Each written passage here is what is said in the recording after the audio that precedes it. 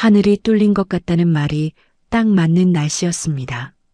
성수동 YS그룹 본사 앞은 대낮인데도 밤처럼 캄캄했고 양동이로 퍼붓는 듯한 빗줄기에 도로는 온통 물바다가 되어 있었지요. 회전문이 쉴 새 없이 돌아가고 고급 승용차들이 물보라를 일으키며 드나드는 그 화려한 빌딩 입구, 그 구석진 처마 밑에 어울리지 않는 초라한 그림자 하나가 웅크리고 있었습니다. 보안 요원이 난처한 표정으로 그 앞을 막아서며 손짓을 했습니다. 아버님, 여기서 이러고 계시면 안 됩니다. 저쪽으로 이동하시죠. 노인은 대꾸할 힘조차 없어 보였습니다.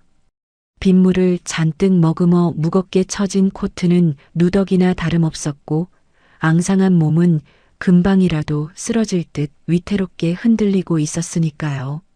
그때 현관문이 열리며 윤석온 회장이 모습을 드러냈습니다. 수행 비서들이 황급히 우산을 펴들고 그를 에워쌌지요. 평소라면 앞만 보고 대기하던 차에 올랐을 윤 회장이었지만 이날은 무언가에 홀린 듯 발걸음을 멈췄습니다. 보안 요원과 실랑이를 벌이는 그 노인의 모습이 시야에 들어온 탓입니다. 윤 회장의 시선이 꽂힌 곳은 노인의 얼굴이 아니었습니다. 벽을 짚고 있는 손이었지요. 빗물에 젖어 허옇게 불어터졌지만 손등에 깊게 박힌 굳은 살은 선명했습니다. 가죽칼에 수없이 베이고 송곳에 찔려 생긴 상처들, 독한 약품에 그을린 거친 피부. 그건 평생을 가죽과 씨름하며 구두를 만들어 온 사람만이 가질 수 있는 세상 그 어떤 명함보다 확실한 증명서였습니다. 윤 회장의 심장이 쿵 하고 내려앉았습니다. 설마 하는 마음으로 다가가는 순간 인기척을 느낀 노인이 힘겹게 고개를 들었습니다. 초점 없는 눈동자가 윤 회장을 향했습니다. 빗물인지 눈물인지 모를 것이 주름진 얼굴을 타고 흘러내렸습니다. 노인의 입술이 파르르 떨리더니 갈라지는 목소리가 빗소리를 뚫고 들려왔습니다. 고나이냐. 윤 회장은 숨을 멈췄습니다. 수십 년이 지났어도 절대 잊을 수 없는 목소리였습니다. 꿈에서도 그리워하고 또 죄스러워했던 바로 그 목소리 말입니다. 아, 선생님? 장여범 선생님 아니세요? 윤 회장의 목소리가 떨렸습니다. 노인은 대답 대신 힘없이 웃는가 싶더니 그대로 앞으로 고꾸라졌습니다. 탈진한 몸이 한계에 다다른 겁니다. 선생님, 윤 회장이 비명처럼 소리치며 흙탕물 속으로 몸을 던져 쓰러지는 노인을 받아 안았습니다.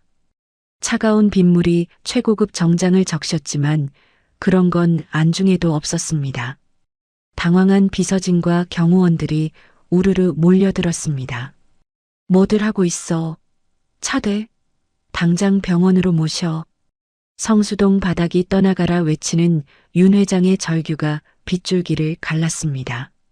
폭우 속에서 잊고 지냈던 이름, 성수동 수재와의 전설 장여범이 그렇게 다시 돌아왔습니다.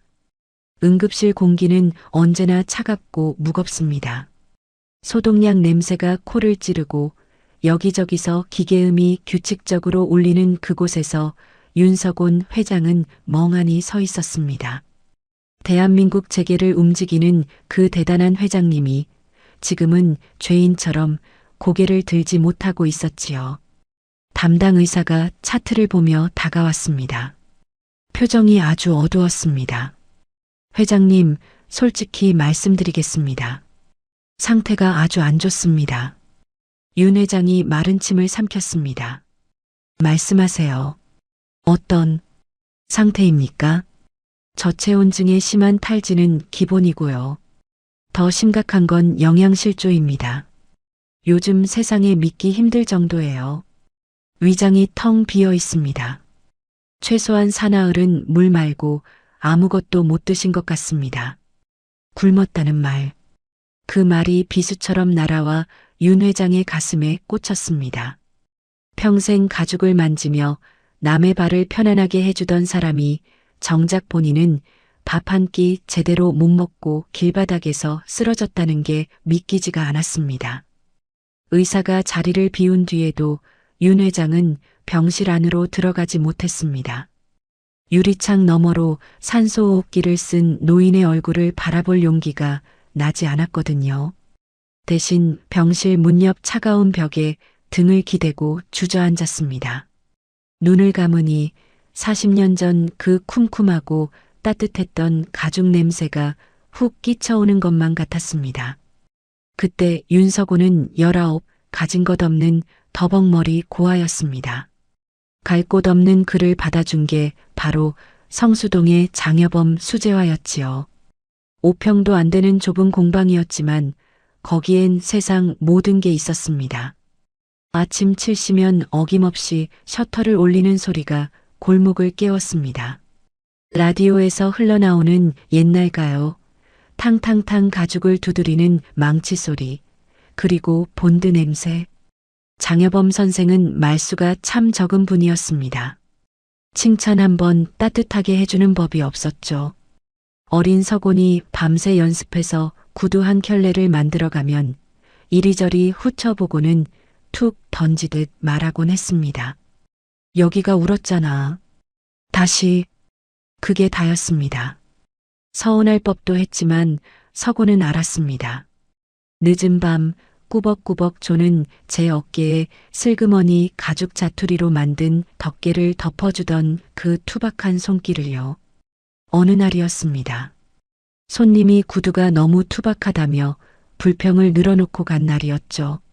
속상해하는 서곤에게 여범은 담배 한 대를 피워 물며 말했습니다. 서곤아, 구두는 말이다. 네, 선생님. 보기에 좋은 게 먼저가 아니야. 발을 편하게 만드는 거다. 하루 종일 세상 무게를 버티는 게 발인데 구두라도 편해야 사람이 살지 않겠냐. 그 말은 윤석곤의 인생 철학이 되었습니다. 하지만 세상은 야속하게도 너무 빨리 변해버렸습니다. 80년대가 지나고 90년대로 넘어가면서 소위 메이커라고 불리는 기성아들이 시장을 점령했습니다. 공장에서 기계로 찍어내는 매끈하고 싼 구두들이 쏟아져 나왔지요. 사람들은 더 이상 2주씩 기다려야 하는 투박한 수제화를 찾지 않았습니다. 주문은 끊기고 공방 월세는 밀리기 시작했습니다. 설상가상으로 성수동 일대에 재개발 바람이 불면서 건물주들의 횡포도 심해졌습니다. 그때 서곤의 나이 20, 혈기만 왕성했지 스승을 도울 힘이 없었습니다. 매일 밤 쌓여가는 독촉장과 한숨 소리를 듣는 게 지옥 같았습니다. 비가 추적추적 내리던 어느 가을밤이었습니다. 여범이 짐을 싸고 있는 서곤을 불렀습니다. 소주 한 병과 멸치 몇 마리가 놓인 초라한 술상 앞이었습니다. 앉아라. 여범이 따라준 잔을 두 손으로 받았습니다. 서곤아, 넌 이제 내 길을 가라. 서곤은 잔을 들다 말고 멈칫했습니다. 선생님, 그게 무슨 말씀이세요? 제가 더 열심히 해서. 여긴 이제 끝났다. 여범의 목소리는 단호했습니다. 시대가 변했어. 장인이고 뭐고 돈 안 되면 천대받는 세상이다. 너 아직 젊어. 이 좁은 공방에서 본드 냄새 맡으며 썩기엔 내 재주가 아깝다. 나가라. 나가서 큰 물에서 놀아. 그건 잔인한 해고 통보가 아니었습니다. 침몰하는 배에서 제자만큼은 살려보내려는 선장의 마지막 배려였습니다. 스승은 알고 있었던 겁니다. 자신이 제자의 발목을 잡고 있다는 것을요. 서곤은 울면서 빌었습니다. 선생님 곁에 있겠다고요. 하지만 여범은 다음 날 아침 공방 문을 잠가버리고 서곤을 쫓아냈습니다. 2번 다시 여기 얼씬도 하지 마라. 성공하기 전엔 내 제자라고 하지도 말고. 그 매몰찬 뒷모습이 서곤이 기억하는 스승의 마지막이었습니다. 그 길로 서곤은 독하게 살았습니다. 신발 공장에 취직해 바닥부터 기었고 유통에 뛰어들어 돈을 벌었습니다. 그리고 마침내 대한민국 최고의 재화그룹 회장이 되었습니다. 하지만 성공하면 할수록 마음 한구석은 늘 빚진 사람처럼 무거웠습니다. 조금만 더 자리 잡으면 찾아가야지. 이번 프로젝트만 성공하면 멋지게 모셔와야지. 그렇게 미루고 핑계대는 사이 수십 년이 흘러버린 겁니다. 다시 찾아갔을 때 공방은 이미 흔적도 없이 사라지고 난 뒤였습니다. 그 죄책감 때문에 차마 더 깊이 수소문할 용기조차 내지 못하고 도망치듯 살아왔는데 윤 회장은 감았던 눈을 떴습니다. 병원 복도에 형광등 불빛이 시리도록 하얗게 쏟아지고 있었습니다. 그는 떨리는 손으로 무릎을 짚고 일어섰습니다. 병실 문을 조심스럽게 열었습니다. 규칙적인 기계음 소리만 들리는 고요한 방. 침대 위에 누운 노인은 너무나 작고 초라해 보였습니다. 그 태산 같던 어깨는 어디 가고 앙상한 뼈만 남은 몸이 이불 아래서 희미하게 숨을 쉬고 있었습니다. 윤 회장은 침대 곁으로 다가가 털썩 무릎을 꿇었습니다. 그리고 링거 바늘이 꽂힌 노인의 손, 굳은 살이 박인 그 거친 손을 자신의 뺨에 갖다 댔습니다. 차가웠습니다. 선생님, 늦어서 죄송합니다. 너무 늦게 와서 정말 죄송합니다. 참았던 오열이 터져나왔습니다. 천하의 윤석온 회장이 어린아이가 되어 울고 있었습니다. 자신이 이룬 모든 성공이 이 앙상한 스승 앞에서는 아무런 의미도 없는 휴지 조각처럼 느껴졌습니다. 그때였습니다. 병실 밖에서 인기척이 들린 건 윤 회장은 급히 눈물을 훔치고 일어섰습니다.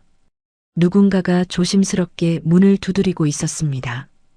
간호사가 들어와 이것저것 체크하고 나갔습니다.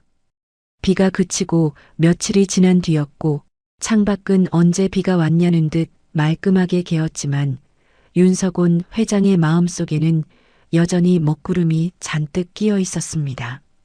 VIP 병실 안은 숨소리조차 조심스러울 만큼 고요했습니다. 윤 회장은 며칠째 회사 일도 뒤로 미룬 채 병실 한 구석을 지키고 있었지요. 비서실장이 몇 번이나 결제 서류를 들고 왔다가 회장의 서슬 퍼런 눈빛에 쫓겨나듯 돌아가곤 했습니다. 오후 2시쯤 되었을까요? 노크 소리와 함께 수행 비서가 조심스레 문을 열었습니다. 회장님, 손님이 찾아왔습니다. 윤 회장은 미간을 찌푸리며 손을 저었습니다. 아무도 들이지 말라고 했을 텐데. 그게 사회복지사라고 합니다. 장여범님을 처음 발견해서 신고해 주신 분이라는데 전해드릴 물건이 있다고 하셔서요. 그 말에 윤 회장의 눈빛이 흔들렸습니다. 은인이나 다름없는 사람이니까요. 들어오시게 해. 잠시 후 단정한 차림의 젊은 여자가 병실로 들어섰습니다. 품에는 낡고 허름한 종이 상자 하나를 소중하게 안고 있었지요. 그녀의 이름은 반도은. 성수동 주민센터에서 일하는 사회복지사였습니다. 그녀는 병실의 화려한 시설과 윤 회장의 위압감에 잠시 주눅이 든 듯했지만 이내 또렷한 눈빛으로 인사를 건넸습니다. 처음 뵙겠습니다, 회장님. 성수동 주민센터에서 나온 반도은입니다. 윤 회장은 자리에서 일어나 정중하게 고개를 숙였습니다. 어서 오십시오. 제 스승님을 구해주신 분이라 들었습니다. 정말 고맙습니다. 이 은혜를 어떻게 갚아야 할지 모르겠습니다. 아니에요. 당연히 해야 할 일을 했을 뿐입니다. 도은은 품에 안고 있던 상자를 테이블 위에 조심스럽게 내려놓았습니다. 흙탕물에 얼룩진 상자 귀퉁이가 눈에 들어왔습니다. 어르신이 쓰러지셨던 곳 주변에 흩어져 있던 소지품들을 수습해 왔습니다. 정신이 드시면 찾으실 것 같아서요. 윤 회장은 떨리는 손으로 상자를 열었습니다. 그 순간 코끝으로 훅 끼쳐오는 냄새가 있었습니다. 오래된 가죽 냄새, 그리고 쇠 냄새. 40년 전 그 좁은 공방에서 맡았던 바로 그 향기였습니다. 상자 안에는 잡동사니들이 가득했습니다. 손잡이가 반들반들하게 달아빠진 쇠망치, 날이 무뎌진 가죽 칼, 다 쓴 본드통, 그리고 몽당연필 몇 자루. 어느 것 하나 성한 게 없었지만 윤 회장에게는 보석보다 귀한 것들이었습니다. 그는 망치를 집어들었습니다. 손잡이 부분에 칭칭 감아놓은 청테이프가 보였습니다. 손에 땀이 많은 스승이 미끄러지지 않으려고 감아뒀던 그 테이프 그대로였습니다. 아직도 이걸 쓰고 계셨어. 윤 회장의 목이 메었습니다. 세상은 변해서 최첨단 기계가 구두를 찍어내는 시대가 되었는데 스승은 아직도 40년 전 그 망치를 들고 거리를 헤매고 있었던 겁니다. 그때 도훈이 상자 구석에서 젖은 봉투 하나를 꺼내 건넸습니다. 이것도 지갑 안에 소중하게 넣어 다니시더라고요. 윤 회장이 봉투를 열어 내용물을 꺼냈습니다. 물기에 젖어 쭈글쭈글해진 흑백 사진 한 장이었습니다. 사진 속 배경은 옛날 그 공방 앞이었습니다. 기름때 묻은 작업복을 입은 무뚝뚝한 표정의 장여범, 그리고 그 옆에서 쑥스러운 듯 활짝 웃고 있는 더벅머리 청년 윤석온. 윤 회장은 사진을 어루만지며 말을 잇지 못했습니다. 스승은 제자를 잊은 게 아니었습니다. 매몰차게 쫓아내고 다시는 보지 않겠다고 했지만 품속 깊은 곳에는 늘 이 사진을 간직하고 있었던 겁니다. 한참 동안 침묵이 흘렀습니다. 윤 회장이 감정을 추스르며 사진을 내려놓자 도훈이 망설이듯 입을 열었습니다. 저기, 회장님, 사실 드릴 말씀이 더 있습니다. 말씀하시지요. 도훈은 잠시 숨을 고르더니 결심한 듯 말을 이었습니다. 제가 어릴 때 저희 부모님도 장여범 어르신 공방 단골이셨어요. 저도 기억나요. 공방 한 구석에서 가죽 조각 가지고 놀던 기억이 있거든요. 윤 회장이 의외라는 표정으로 도훈을 바라보았습니다. 그러셨군요. 인연이 깊습니다. 네. 그래서 어르신이 이렇게 되신 게 너무 마음이 아팠어요. 그런데 부모님이 그러시더라고요. 그때 공방이 철거될 때 뭔가 아주 이상했다고요. 이상했다니요? 재개발 때문에 어쩔 수 없었던 거 아닙니까? 도훈은 가방에서 서류 봉투 하나를 더 꺼냈습니다. 저도 그게 마음에 걸려서 주민센터 문서고를 좀 뒤져봤습니다. 오래된 민원 기록들인데요. 한번 보세요. 윤 회장은 서류를 받아들었습니다.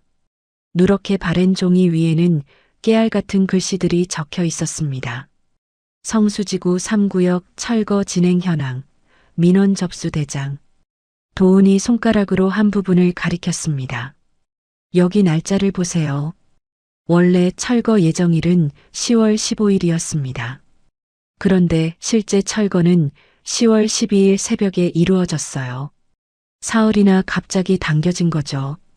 윤 회장의 눈매가 날카로워졌습니다. 대기업 회장으로서 수많은 공사를 진행해 본 그였습니다. 철거 날짜가 그것도 새벽에 기습적으로 변경되는 건 예사로운 일이 아니었지요. 그리고 여기 안전점검 기록도 없습니다. 보통 철거 전에는 사람이 있는지 위험한 물건은 없는지 반드시 확인해야 하거든요. 그런데 그 과정이 통째로 생략됐어요. 마치 누군가 작정하고 밀어버린 것처럼요. 윤 회장은 서류를 넘기는 손길이 빨라졌습니다. 단순한 시대의 변화 때문인 줄 알았습니다. 그저 유행에 뒤처져서 장사가 안 되어서 문을 닫은 줄만 알았습니다. 하지만 도훈이 가져온 기록들은 다른 이야기를 하고 있었습니다. 저희 아버지 말씀으로는 그날 새벽에 들이닥친 용역들이 정말 무서웠다고 하셨어요. 어르신이 안에 계시는데도 굴착기가 벽을 쳤다고. 어르신은 도구 하나라도 더 챙기려고 안간힘을 쓰시다가 다치셨고요. 윤 회장의 주먹이 부르르 떨렸습니다. 상상조차 하지 못한 일이었습니다. 스승이 겪었을 공포와 모멸감이 고스란히 전해져 왔습니다. 이게 사실입니까? 네. 기록이 증명하고 있습니다. 그리고 민원을 넣었던 기록도 있는데 며칠 뒤에 취하 처리가 되어 있어요. 어르신은 글을 잘 모르시잖아요. 누군가 어르신 대신 도장을 찍어서 덮어버린 것 같아요. 윤 회장은 서류를 탁자에 내려놓았습니다. 쿵 하는 소리가 정적을 깼습니다. 그의 머릿속에서 퍼즐 조각이 하나둘 맞춰지기 시작했습니다. 스승의 몰락은 자연스러운 도태가 아니었습니다. 누군가의 탐욕, 누군가의 조작이 개입된 사건이었습니다. 반 선생님, 윤 회장의 목소리가 낮게 깔렸습니다. 이 서류, 제가 잠시 보관해도 되겠습니까? 네, 물론입니다. 도움이 된다면 얼마든지요. 도운이 돌아간 뒤에도 윤 회장은 한참 동안 서류에서 눈을 떼지 못했습니다. 특히 날짜가 변경된 부분, 검은 줄이 그어진 결제 라인을 노려보았습니다. 그의 눈빛은 아까와는 완전히 달라져 있었습니다. 슬픔과 회한은 사라지고 그 자리에 차가운 분노와 의심이 자리 잡았습니다. 단순히 쫓겨난 게 아니다.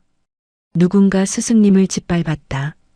그때 윤 회장의 머릿속에 한 사람의 얼굴이 스쳐 지나갔습니다. 당시 성수동 재개발을 주도했던 건설사, 그리고 그 건설사와 손을 잡고 몸집을 불려온 YS그룹의 계열사들. 윤 회장은 인터폰을 들었습니다. 비서실장 들어오라고 해. 그리고 감사팀장도 대기시켜. 폭우가 휩쓸고 간 자리에 이제는 거대한 폭풍이 몰려오고 있었습니다. 장인의 낡은 공구 상자가 열리면서 덮여있던 판도라의 상자도 함께 열리고 만 것입니다. 며칠 뒤였습니다. 병실의 무거운 침묵을 깨고 불청객이 찾아왔습니다. 노크 소리도 없이 문이 벌컥 열리더니 값비싼 양복을 빼입은 남자가 들어섰습니다. 기름진 머리를 뒤로 말끔하게 넘기고 사람 좋아 보이는 미소를 띠고 있었지만 눈빛은 뱀처럼 차가웠지요. 이 구역 재개발을 맡았던 시행사 대표 고혜륜이었습니다. 아이고 회장님, 여기 계신다는 소문 듣고 한달음에 달려왔습니다. 그는 윤 회장에게 허리를 90도로 굽히더니 침대에 누운 장여범 노인을 힐끔 쳐다봤습니다. 걱정스러운 표정을 지었지만 윤 회장은 그 눈 밑에 스치는 경멸을 놓치지 않았습니다. 많이 놀라셨죠? 저도 소식 듣고 가슴이 철렁했습니다. 옛날에 여기서 장사하시던 분이라면서요? 윤 회장은 앉으라는 말도 없이 그를 빤히 쳐다봤습니다. 고 대표가 여긴 웬일입니까? 바쁜 사람이. 아, 그게 회장님께서 옛 스승님 때문에 마음 쓰신다길래 제가 조금이라도 도움이 될까 해서 옛날 자료들을 좀 찾아왔습니다. 해류는 비서가 들고 있던 서류 가방에서 두툼한 봉투를 꺼내 테이블 위에 올렸습니다. 그때 보상 문제랑 철거 합의서들입니다. 저희는 절차대로 다 처리해 드렸는데 어르신이 연세가 드셔서 그런가 자꾸 억울하다고 하시고 기억이 오락가락하신다는 보고가 있어서요. 그는 짐짓 안타깝다는 듯 혀를 찼습니다. 노인네들 다 그렇지 않습니까? 옛날 일은 본인 좋은 대로만 기억하고 나쁜 건 남 탓하고 혹시라도 회장님이 어르신 말씀만 듣고 오해하실까봐 팩트체크 차원에서 가져왔습니다. 윤 회장은 말없이 봉투를 집어들었습니다. 안에는 복사된 문서들이 들어 있었습니다. 합의서, 이주 보상비 수령증, 철거 동의서. 그런데 문서를 넘기던 윤 회장의 손이 딱 멈췄습니다. 이게 뭡니까? 윤 회장이 가리킨 곳은 철거 날짜와 보상 금액이 적힌 부분이었습니다. 그런데 그 중요한 숫자들이 시커먼 매직으로 칠한 듯 가려져 있거나 복사 상태가 엉망이라 알아볼 수가 없었습니다. 문서의 핵심인 날짜, 금액, 서명 날일란이 마치 잉크를 엎지른 것처럼 뭉개져 있었던 겁니다. 해류는 별일 아니라는 듯 너털 웃음을 터뜨렸습니다. 아, 그거요? 워낙 오래된 문서라 보관 상태가 영 안 좋네요. 창고에 습기가 찼는지 잉크가 번졌더라고요. 그래도 뭐 중요한 건 어르신이 돈 다 받으시고 동의하셨다는 거 아니겠습니까? 윤 회장의 눈매가 가늘어졌습니다. 그는 평생을 계약서와 씨름하며 산 기업가입니다. 종이가 낡아서 글씨가 안 보이는 것과 누군가 고의로 가린 것은 한눈에 구별할 수 있지요. 이건 명백한 은폐였습니다. 오래돼서 그렇다? 네네, 10년도 더 된 일이니 오죽하겠습니까? 아, 그리고 어르신 의식 돌아오시면 너무 깊게 대화하지 마세요. 치매기가 좀 있으신 것 같던데 괜히 회장님 머리만 아프십니다. 해류는 마치 윤 회장을 위하는 척 은근슬쩍 여범을 치매 노인으로 몰아갔습니다. 스승의 말을 미리 차단하려는 수작이 뻔히 보였지요. 알겠습니다. 자료는 두고 가세요. 윤 회장이 차갑게 대꾸하자 해류는 눈치를 살피며 자리에서 일어났습니다. 그럼요. 편하게 검토해 보십시오. 회장님, 저희는 한 배 탄 거 아시죠? 이번 신도시 프로젝트도 잘 부탁드립니다.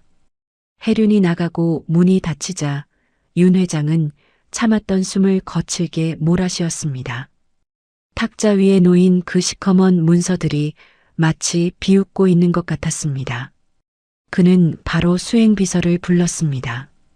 차 대기시켜. 성수동으로 간다. 지금 말입니까? 밤이 늦었습니다, 회장님. 가야겠어. 내 눈으로 확인해야겠어. 밤 10시가 넘은 시각 성수동 골목은 고요했습니다. 화려한 카페들이 들어선 거리 뒤편, 아직 개발의 손길이 닿지 않은 낡은 골목으로 윤 회장은 걸어 들어갔습니다.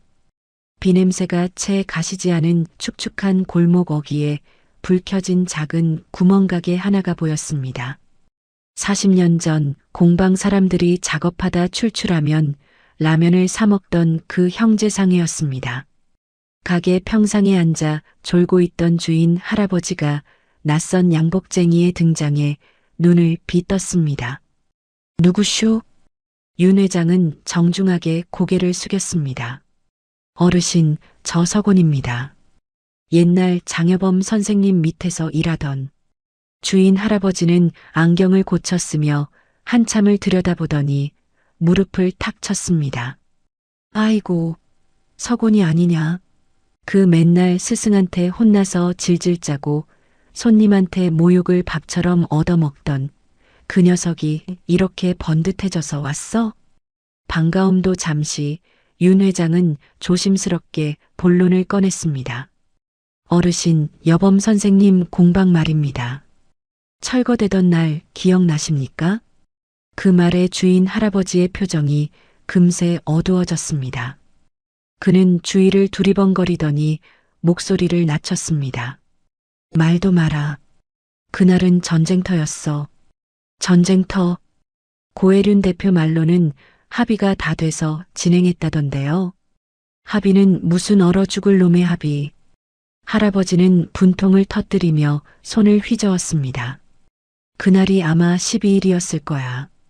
원래 철거한다고 했던 날보다 사흘이나 빨랐어. 새벽 3시에 들이닥쳤는데 세상에 사람이 자고 있는데 포크레인으로 벽을 찍어버렸다니까. 윤 회장의 심장이 쿵 내려앉았습니다. 아까 도훈이 보여준 서류 내용과 정확히 일치했습니다. 동네 사람들이 놀라서 뛰쳐나왔지. 근데 용역 깡패놈들이 골목을 꽉 막고 아무도 못 들어가게 했어. 안에서는 여범이 영감 비명소리가 들리는데 우리가 할 수 있는 게 없었어. 할아버지는 씁쓸한 표정으로 담배 한 개비를 꺼내 물었습니다. 이상한 건 그 뒤야. 그 난리가 났는데 경찰도 한참 뒤에 오고 구청에서도 아무런 조사가 없었어. 마치 누가 위에서 싹 입막음한 것처럼 조용하더라고. 윤 회장의 주먹이 하얗게 질렸습니다. 고혜륜이 가져온 검게 칠해진 문서, 기억이 오락가락한다며 스승을 미치광이 취급하던 태도, 모든 퍼즐 조각이 딱딱 맞아떨어지고 있었습니다. 서곤아, 그 영감 쫓겨나면서도 챙긴 게 뭔 줄 아냐? 내가 처음 만들었던 그 짝짝이 구두. 그거 하나 품에 안고 끌려나갔어. 윤 회장은 더 이상 서 있을 수가 없었습니다. 다리가 후들거려 가게 평상에 털썩 주저앉았습니다. 밤하늘은 무심하게도 맑았고 멀리서 들려오는 도시의 소음은 평화롭기만 했습니다. 하지만 윤 회장의 마음속에는 이미 지옥불이 타오르고 있었습니다. 감히 내 스승을. 그는 휴대폰을 꺼내 비서실장에게 문자를 보냈습니다. 내일 아침 법무팀 전원 소집해. 그리고 고혜륜 뒷조사 시작해. 먼지 한 톨까지 다 털어. 윤 회장은 어둠 속에 잠긴 옛 공방터를 노려보았습니다. 단순한 의심은 이제 확신이 되었습니다. 이건 사고가 아니었습니다. 한 사람의 인생을 짓밟은 명백한 범죄였습니다. 다음 날 아침이었습니다. 밤새 한숨도 못 잔 윤석온 회장의 눈은 퀭하게 들어가 있었습니다. 창밖에는 햇살이 눈부시게 쏟아지는데 병실 공기는 여전히 납처럼 무거웠지요. 그때였습니다. 반도은 복지사가 다시 병실 문을 두드렸습니다. 그녀의 품에는 어제보다 조금 더 큰 먼지 쌓인 종이 상자가 들려 있었습니다. 회장님, 어제 말씀드린 저희 부모님이 보관하시던 물건입니다. 도우는 조심스럽게 상자를 내려놓았습니다. 상자 겉면에는 매직으로 투박하게 장 사장님 짐이라고 적혀 있었습니다. 도은의 부모님이 철거 현장에서 뒹굴던 것을 몰래 주워다 10수년을 간직해 온 것이었죠. 윤 회장이 떨리는 손으로 상자를 열었습니다. 안에는 낡은 장부 몇 권과 두꺼운 스케치북이 들어 있었습니다. 종이 냄새가 훅 끼쳐왔습니다. 윤 회장은 스케치북을 집어들었습니다. 표지는 너덜너덜해졌지만 그 안에는 장여범이라는 사람의 인생이 고스란히 담겨 있었습니다. 연필로 꾹꾹 눌러 그린 구두 디자인, 발 치수, 가죽 소요량. 그 꼼꼼한 기록들을 한 장 한 장 넘기던 윤 회장의 손이 어느 페이지에서 멈췄습니다. 단순한 작업 일지가 아니었습니다. 그건 일기였습니다. 10월 5일. 비. 가게세가 또 밀렸다. 주인은 이번 달까지 안 비우면 용역을 부른다고 한다.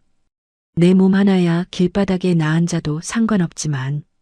글씨는 삐뚤빼뚤했지만 눌러 쓴 자국이 깊었습니다. 10월 7일.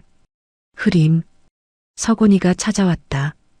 녀석, 얼굴이 반쪽이다. 내가 짐이다.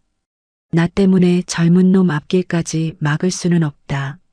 모질게 굴어서라도 보내야 한다. 윤 회장의 숨이 턱 막혔습니다. 그날 밤 스승이 던졌던 매몰찬 말들이 비수처럼 떠올랐습니다. 너 혼자 살 길 찾아라. 꼴도 보기 싫다. 그 모든 모진 말들이 사실은 제자를 살리기 위한 피눈물 나는 연기였던 겁니다. 그리고 마지막 페이지. 거기엔 흔들리는 글씨체로 딱 한 문장이 적혀 있었습니다. 서곤이는 살려야 한다.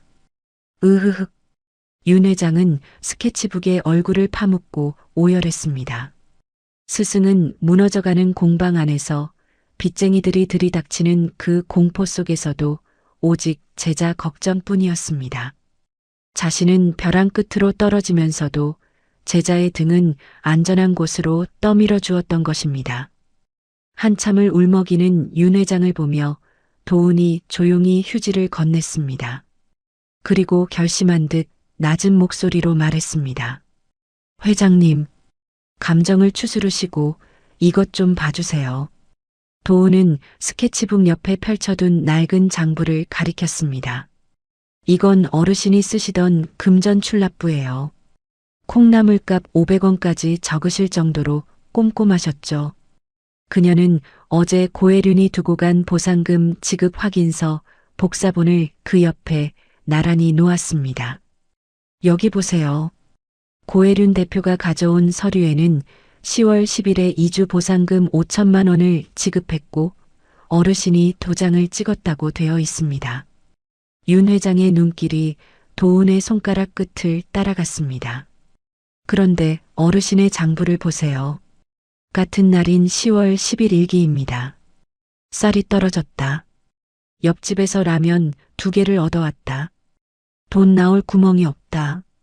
약값이라도 있어야 할 텐데. 명백했습니다. 5천만 원을 받은 사람이 쌀이 없어 라면을 빌려 먹을 리가 없지요. 게다가 장부 어디에도 큰 돈이 들어온 기록은 없었습니다. 누군가 거짓말을 하고 있는 겁니다. 도은의 말이 윤 회장의 가슴에 불을 질렀습니다. 단순한 서류 조작이 아니었습니다. 가난하고 힘없는 노인의 마지막 생명줄을 누군가가 가로챈 것입니다. 윤 회장은 눈물을 닦고 자리에서 일어났습니다.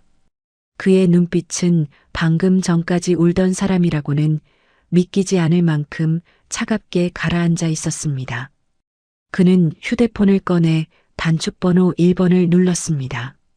감사팀장, 지금 당장 내 방으로 와. 비밀 유지하고. 몇 시간 뒤 YS그룹 본사 회장실. 감사팀장이 긴장된 표정으로 서류 봉투를 내밀었습니다. 윤 회장의 지시로 지난 10수년간 계열사와 협력업체 간의 자금 흐름을 샅샅이 뒤진 결과였습니다. 보고해. 회장님, 예상하신 대로입니다. 팀장은 마른 침을 삼키며 보고를 시작했습니다. 당시 재개발 보상금 지급 내역을 전산망 백업 데이터에서 복구했습니다. 서류상으로는 장여범님께 지급된 것으로 처리되어 있지만 실제 자금 흐름은 달랐습니다. 어디로 갔나? 수표로 인출된 뒤 세탁 과정을 거쳐 지행건설법인 계좌가 아닌 고혜륜 대표의 개인 차명 계좌로 입금된 흔적을 찾았습니다. 금액 정확히 일치합니다. 윤 회장은 눈을 감았습니다. 우지끈하고 마음속에서 거대한 기둥 하나가 부러지는 소리가 들리는 것 같았습니다. 고혜륜, 자신과 함께 사업을 하며 형님, 아우하던 그 사람이었습니다. 입버릇처럼 상생이니 의린이 떠들던 그자가 뒤로는 가난한 노인의 보상금을 횡령하고 그를 거리로 내몰았던 겁니다. 그리고 하나 더 있습니다. 팀장이 조심스럽게 덧붙였습니다. 당시 철거 용역 업체 리스트를 확인해 보니 고혜륜 대표의 처남이 운영하던 무허가 업체였습니다. 안전수칙 위반으로 여러 번 신고당했던 곳이더군요. 윤 회장은 책상 위에 놓인 스승의 낡은 스케치북을 바라보았습니다. 서곤이는 살려야 한다. 그 글귀가 가슴을 후벼 팠습니다. 스승은 제자를 살리려고 모든 걸 희생했는데 자신은 그 스승을 등쳐먹은 사기꾼과 손을 잡고 호의호식하며 살아왔다는 사실이 견딜 수 없이 역겨웠습니다. 나가봐. 네. 하지만 회장님, 어떻게 처리할까요? 내가 알아서 해. 넌 입단속이나 잘 시켜. 팀장이 나가고 텅 빈 집무실. 윤 회장은 의자 깊숙이 몸을 파묻었습니다.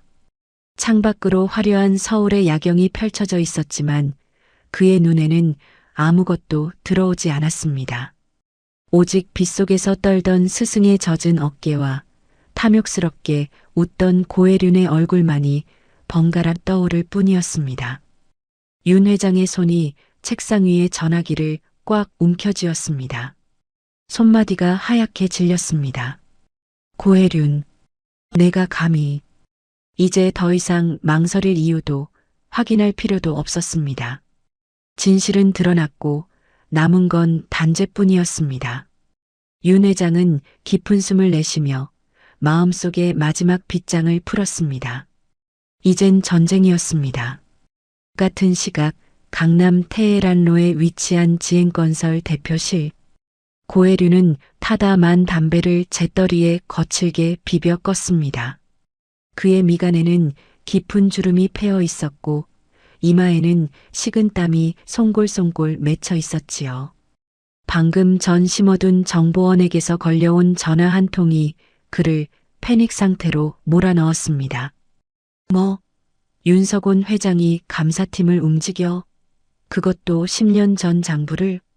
고혜류는 휴대폰을 책상 위에 내동댕이 쳤습니다. 액정이 쩍하고 갈라지는 소리가 널찍한 사무실에 날카롭게 울렸습니다. 불안감은 곧바로 도끼 어린 분노로 바뀌었습니다. 그는 윤 회장과 호영호재하며 지냈지만 윤 회장이 얼마나 집요하고 무서운 사람인지 누구보다 잘 알고 있었습니다. 한번 물면 살점이 떨어져 나갈 때까지 놓지 않는 사냥개 같은 기질이 있다는 것을요. 이대로 당할 순 없지. 내가 여기까지 어떻게 올라왔는데. 그는 인터폰을 눌러 비서실장을 호출했습니다. 곧이어 말끔한 정장 차림의 실장이 들어왔지만 고혜륜의 표정을 보고는 움찔하며 뒷걸음질 쳤습니다. 문 걸어. 네. 알겠습니다. 지금부터 내 말 잘 들어. 토달지 말고 즉시 실행해. 고혜륜은 책상 서랍에서 열쇠 꾸러미를 꺼내 던졌습니다. 지하 문석으로 가서 성수동 3구역 재개발 관련 서류 싹 다 가져와. 종이 쪼가리 하나 남기지 말고 전부 파쇄해. 그리고 전산팀장 불러서 서버에 남아있는 백업 데이터도 영구 삭제하라고 해. 복구 불가능하게 맷돌로 갈아버리라고. 비서실장의 눈이 휘둥그레졌습니다. 네, 대표님. 그건 회사 기밀문서라 함부로 손대면. 시킨 대로 해. 지금 회사가 공중분해될 판인데 절차가 중요해. 고혜륜이 고함을 지르자 실장은 겁에 질려 고개를 끄덕였습니다. 하지만 고혜륜의 눈빛은 거기서 멈추지 않았습니다. 서류를 없애는 것만으로는 부족했습니다. 살아있는 증인 장여범이 입을 여는 순간 모든 게 끝장이니까요.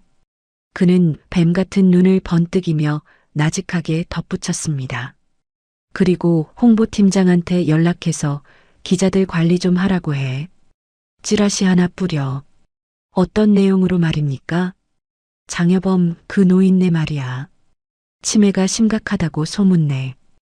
헛것을 보고 기억이 뒤죽박죽이라 횡설수설한다고. 피해망상 환자로 만들어버려. 그래야 나중에 그 노인이 무슨 소리를 해도 사람들이 미친 소리로 치부할 거 아니야. 공포가 악의로 변하는 순간이었습니다. 자신의 죄를 덮기 위해 피해자인 노인을 2번 죽이는 짓을 서슴지 않고 꾸미기 시작한 겁니다. 윤석온이 아무리 날고 기어도 미치광이 노인네 헛소리를 증거로 삼을 순 없을 테니까. 고혜륜은 입꼬리를 비틀어 올리며 비릿한 웃음을 흘렸습니다.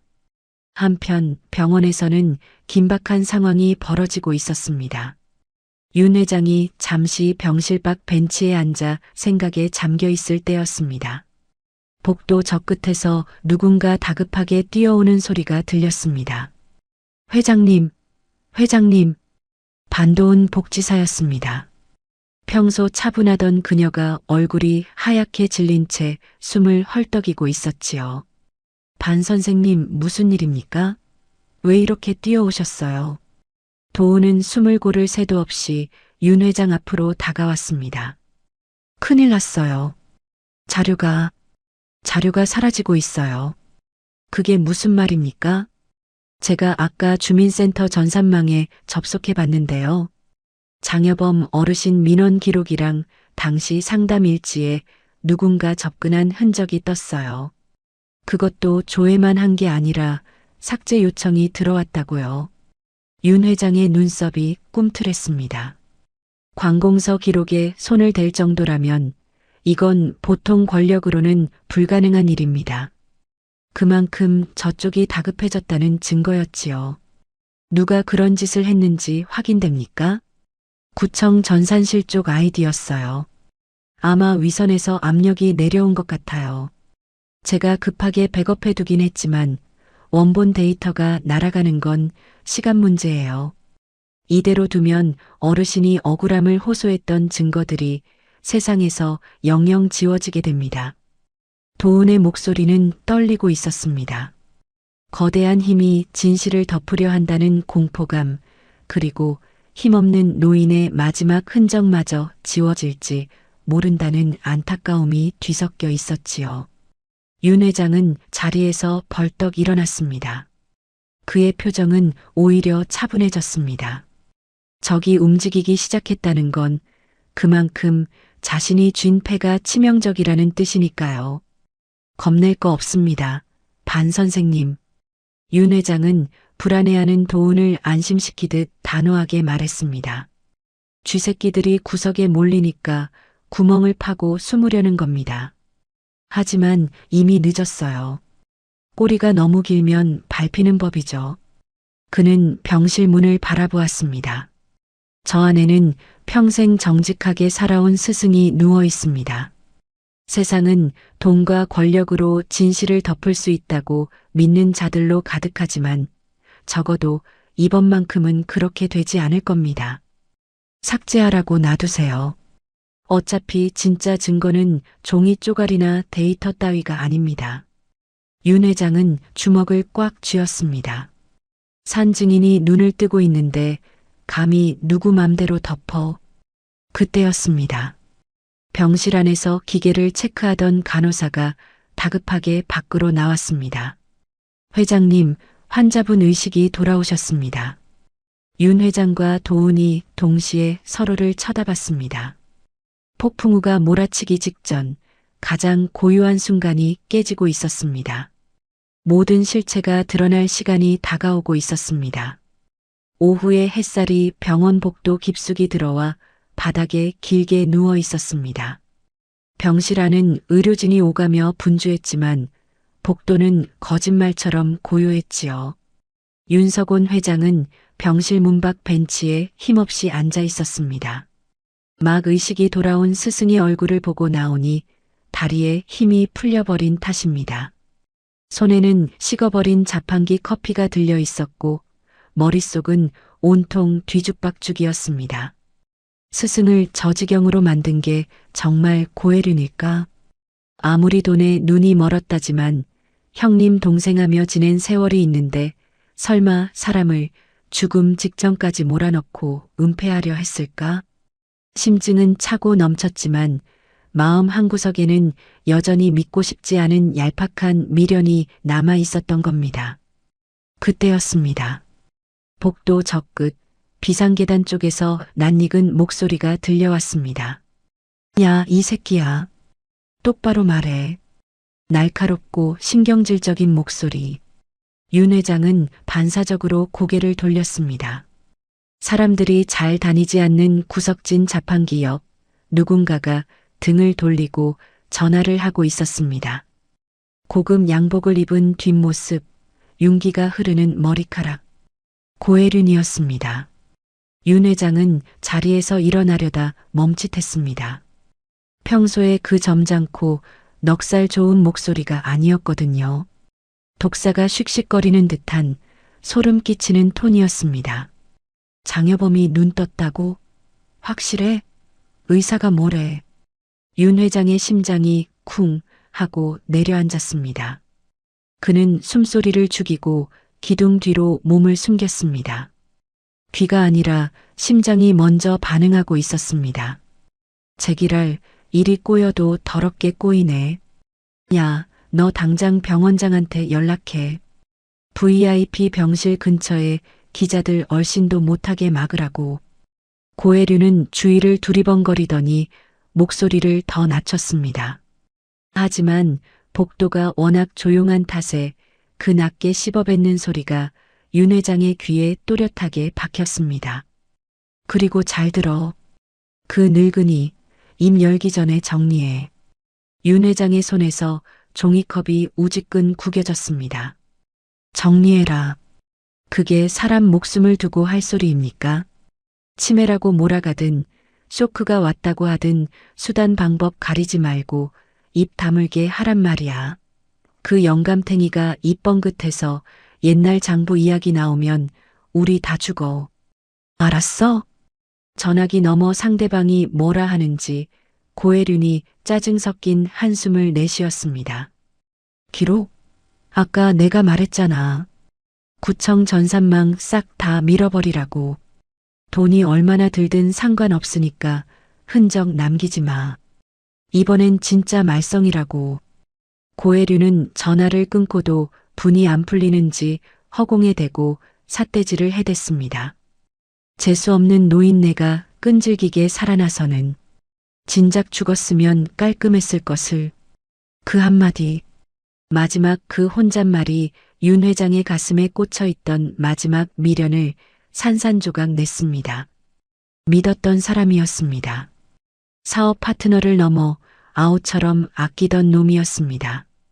그런데 그놈이 자신의 스승을 두고 진작 죽었으면 좋았을 것이라며 저주를 퍼붓고 있었습니다. 그것도 모자라 입을 막으라고, 사람을 정리하라고 지시하고 있었습니다. 윤 회장은 벽에 등을 기대고 깊은 숨을 몰아쉬었습니다. 배신감에 치가 떨려 온몸이 사시나무처럼 흔들렸습니다. 하지만 눈빛만은 차갑게 식어가고 있었습니다. 고혜륜이 옷매무새를 다듬더니 언제 그랬냐는 듯 사람 좋은 미소를 연습하며 병실 쪽으로 걸어오기 시작했습니다. 또다시 걱정하는 척, 위하는 척 연기를 하러 오는 거겠지요. 윤 회장은 그 모습을 기둥 뒤에서 지켜보았습니다. 역겨웠습니다. 가면을 쓴 악마가 저기 걸어오고 있었습니다.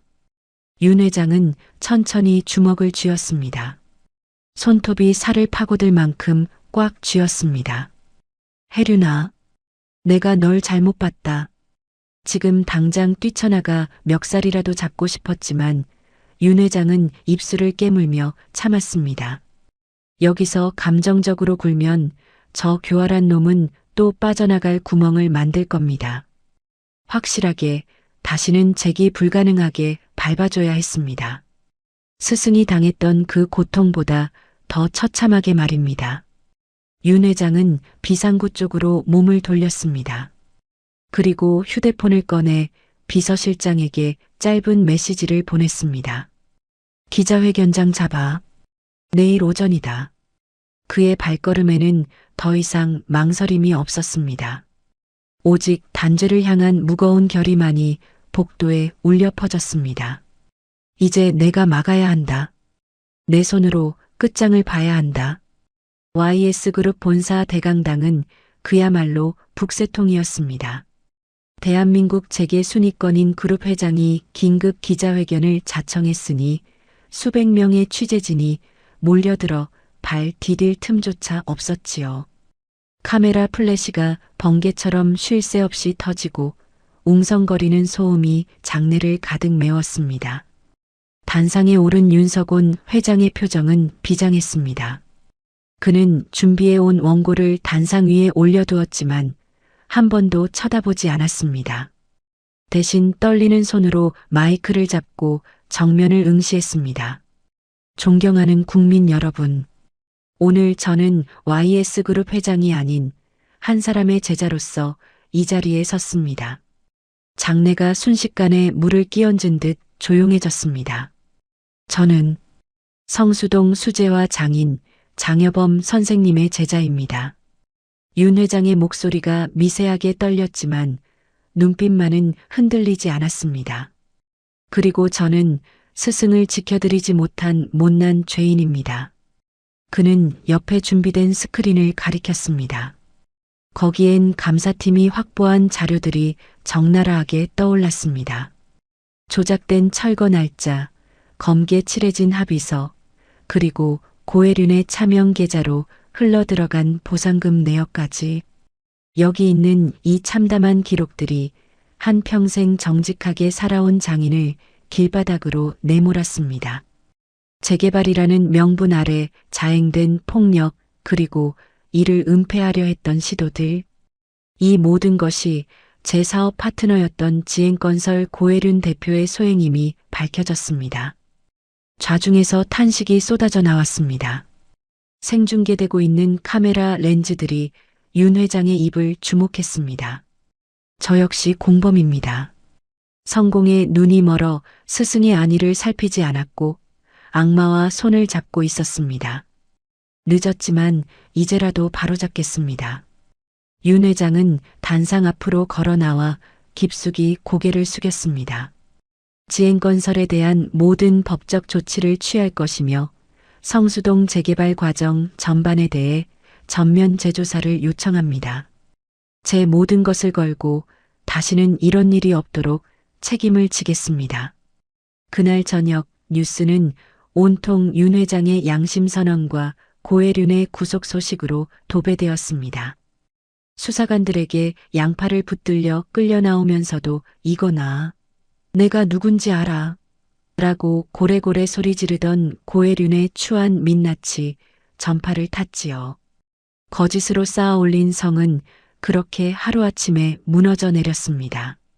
그로부터 며칠 뒤 성수동 골목 어귀, 유난히 햇살이 따사로운 오후였습니다.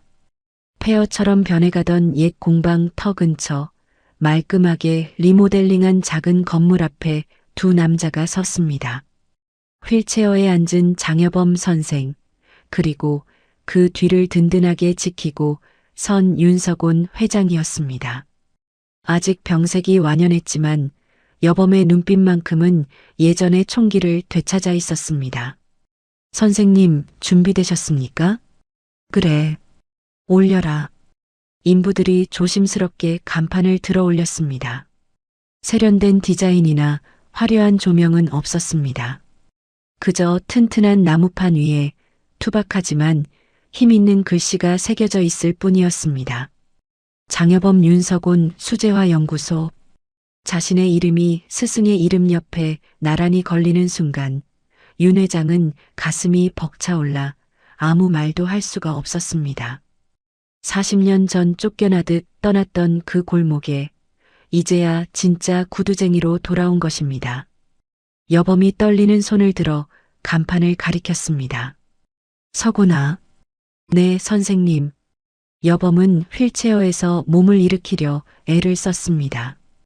윤 회장이 급히 부축하려 했지만 여범은 손을 저어 말리고는 혼자 힘으로 비틀거리지 않고 꼿꼿하게 섰습니다.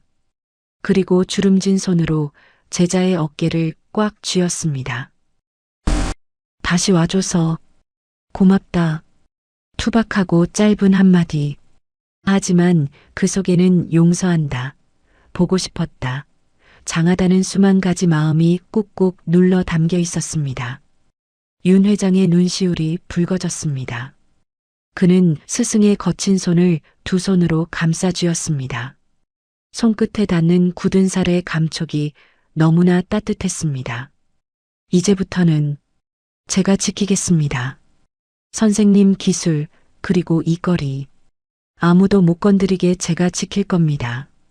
여범이 희미하게 미소를 지었습니다. 40년 만에 처음으로 보여주는 아주 편안한 웃음이었습니다. 그래, 가죽 만지러 가자. 손 굳었겠다.